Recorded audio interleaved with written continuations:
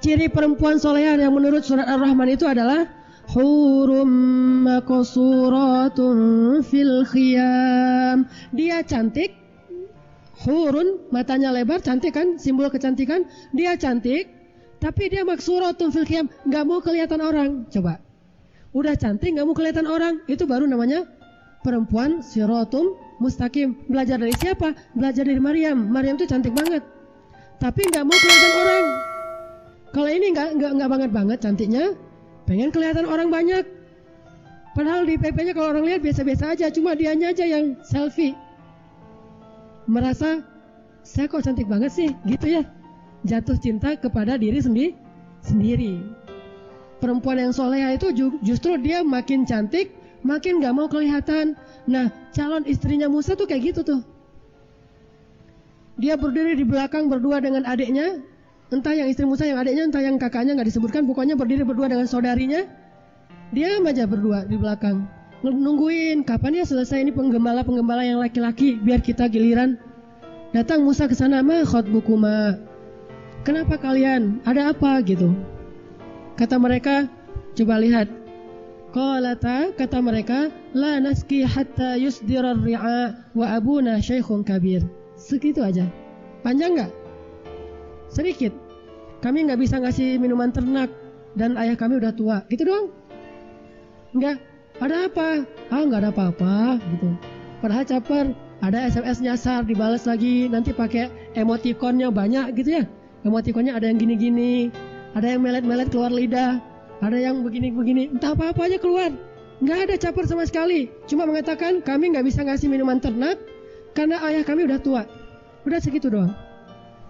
Apakah ini dianggap sadis? Banyak kadang-kadang orang yang nggak ngerti ya. Ketika si akhwatnya ngomongnya agak serius, nggak menatap wajah secara terus-menerus sesekali aja. Terus juga kalau ngomongnya nggak ada senyum yang terlalu berlebihan, dianggap sombong banget. Itu bukan sombong, itu yang disebut dengan wanita siratul mustaqim. Perempuan istiqomah tuh gitu tuh. Kalau yang kalau yang dia tersenyum atau ini bukan juga nggak istiqomah, enggak. Boleh-boleh aja selama tidak berlebihan. Jangan juga berarti yang senyum-senyum, yang mungkin dia ramah, berarti dia orangnya nggak soleh. Belum tentu juga. Tetapi kalau kita lihat ikonnya di Al-Quran, kisah-kisahnya rata-rata kayak gitu tuh. Kami nggak bisa memberi minuman ternak dan bapak kami udah tua. Segitu aja. Apakah dilarang laki-laki ketemu dengan perempuan berbicara? Nggak dilarang. Apakah harus pakai hijab? Nggak harus pakai hijab. Istilah pakai hijab kayak gini nih di dalam masjid, ini baru ada setelah zaman Nabi. Di Masjid Nabawi ada hijab? Nggak ada hijab. Di masa Rasul di Masjid Nabawi itu nggak ada hijab. Apa buktinya? Satu, ketika ada seorang perempuan, anaknya Abu Lahab mengadu kepada Nabi karena dituduh sebagai anaknya Abu Lahab. Kata Nabi, besok kamu sholat berjamaah di masjid, duduk paling depan ya, biar kelihatan. Besok dia duduk paling depan. Sehingga Nabi mengatakan, wahai kaum muslimin, siapa yang mencela nasabku berarti dia mencela aku. Sesungguhnya semua nasab di hari kiamat terputus kecuali nasab Nabi Muhammad. Kata Umar, ya Rasulullah, siapa yang mencela nasabmu? Kasih tahu ke saya. Ya Umar, duduk. Wahai kaum muslimin, itu anak Abu Lahab. Siapa yang mencela dia karena bapaknya? Sesungguhnya dia adalah dari keluargaku dan keluargaku itu tidak terputus nanti di hari kiamat. Ditunjuk orangnya dan kelihatan, menunjukkan bahwa di Masjid Nabawi tidak pakai hijab. Yang pakai hijab di rumah Nabi. Kenapa? Khusus istri-istri Nabi.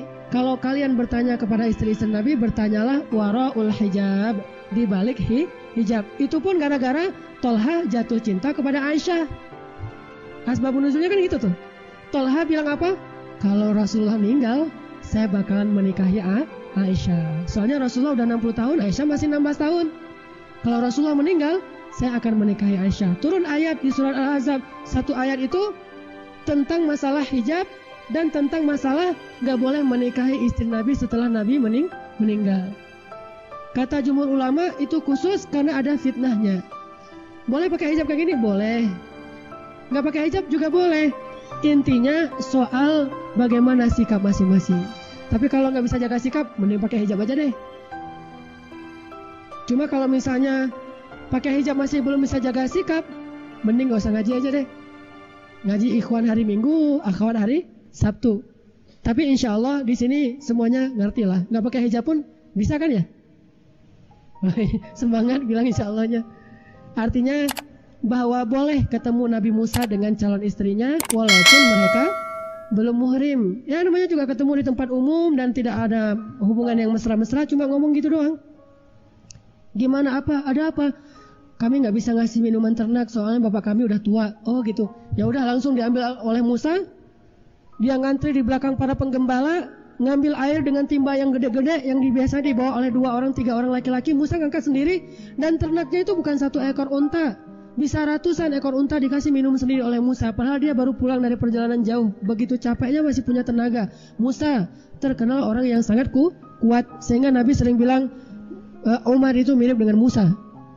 Keras, kuat orangnya. Gimana nggak kuat? Dia pegang janggut kakaknya dibanting kan? Gimana megang janggut banting? Berarti itu kenceng banget.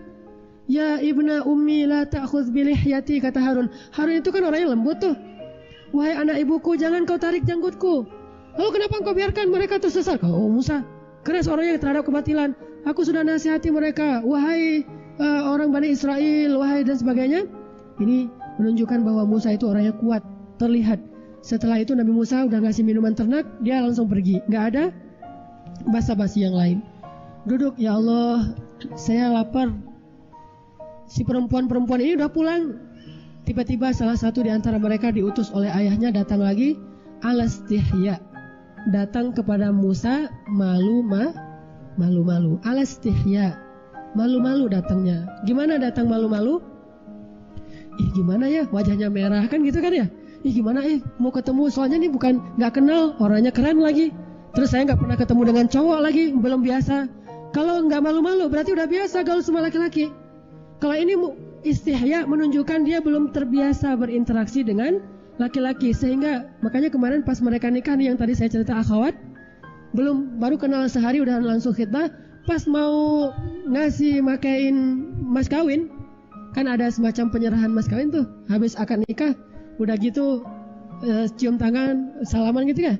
Pas mau salaman gimana? Lama. Mau salaman tuh gini-gini lama. Kayak ada magnet gitu, gak dapat gitu ya. Lama gini. Gimana rasanya? Aduh, gimana tuh rasanya tuh? Tuh luar biasa. Ini istihya. Ini perempuan yang siratum mustaqim. Mau salaman sama suaminya aja di depan umum, karena belum pernah megang tangan laki-laki, itu malu-malu. Lama mau megang tangan tuh, yang laki-laki juga sama. Akhirnya pas salaman, kakunya minta ampun. Tapi di situ ketahuan betapa mereka menjaga diri. Ini baru namanya siratu Musa, jalannya Musa dan jalannya istri Musa. Sehingga ketika dia mau menemui Musa, tamshi ala istihya, dia berjalan malu-malu, ragu-ragu. Gimana ini caranya? Gimana ngomongnya ya? Pas dia sampai di depan Musa, baru dia ngomong, sesungguhnya bapak saya mengundang kamu untuk ngasih ujrah. Ujrah itu kalau bahasa kita upah atas ternak yang kamu kasih minum tadi. Udah gitu doang ngomongnya. Akhirnya, oh ya sudah, Musa pergi. Jalannya gimana? Musa di depan, perempuan ini di belakang. Jalannya nggak bareng, nggak pakai daun pisang, hujan. Itu mahnya tenggelamnya kapal Van der Wijk ya. Enggak gitu-gitu amat. Saya dulu waktu SMP 3 kali khatam baca buku tenggelamnya kapal Van der Wijk, karena saya senang sastra, jadi saya belajar dari Hamka.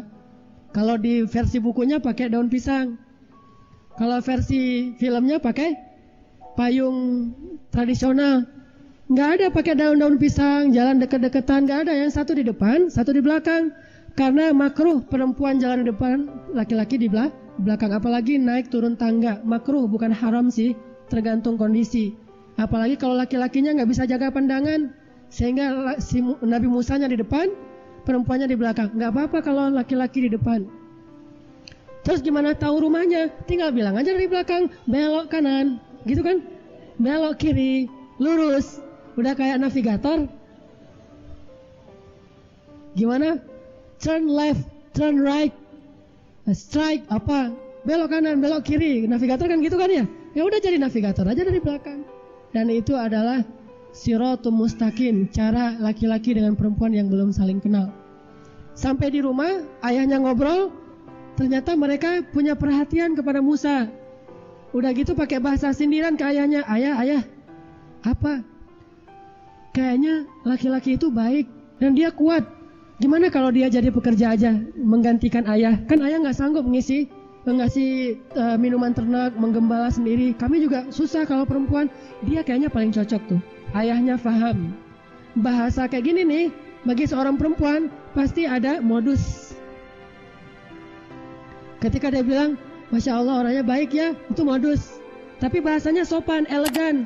Bukan, aku pengen nikah sama dia, pokoknya aku kalau nggak sama dia nggak mau nikah. Nggak gitu-gitu amat. Ini mah anak yang manja. Ini bahasanya elegan banget.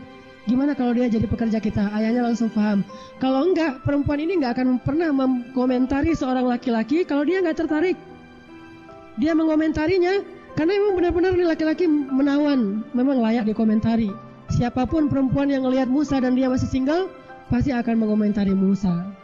Dan ayahnya tahu, kok anak saya selama ini nggak pernah perhatian sama laki-laki, yang ini dia komentar, dia bicara, oh berarti dia ada hati nih. Orang dulu kan gitu kan. Saya pernah dengar cerita sepupu saya mau nikah perempuan sepupu saya.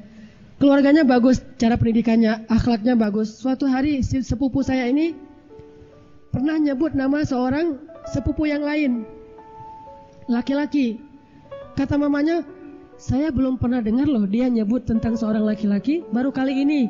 Kayaknya kita jodohin yuk, dia sama sepupunya. Nah ini berarti menunjukkan perempuan ini selama ini terjaga. Sekali dia nyebut laki-laki itu gara-gara dia tertarik dan orang tuanya langsung ngerti. Sedangkan kalau udah biasa, kamu serius gak sih? Kamu serius gak sih? Ditanya kayak gitu, kalau kayak gitu tuh berarti udah biasa tuh. Soalnya seringnya gak serius. Wahai ayah, boleh gak dia jadi pekerja di rumah kita? Kata ayahnya, wahai Musa, bukan ditawarkan jadi pekerja, ditawarkan jadi suami, tapi dengan cara maharnya bekerja. Lebih cerdas lagi nih si bapak. Calon mertuanya cerdas banget ya. Jadi sekali gitulah. 2-3 pulau terlampaui. Wahai anak muda. Kalau bahasa di drama-drama radio, wahai kisanak gitu ya. Maukah engkau menikah dengan putriku? Sesungguhnya kami ini orang baik, kan gitu kata dia. Sesungguhnya kami ini orang baik, maksudnya sesungguhnya aku dan putri-putriku ini orang yang terjaga. Putriku itu bukan orang-orang yang sembarangan, bukan perempuan yang biasa. Dia orang yang aku jaga sejak dia kecil. Maukah engkau menikah dengan putriku? Dengan mahar bekerja selama 8 tahun atau 10 tahun, terserah kamu. Terserahnya 8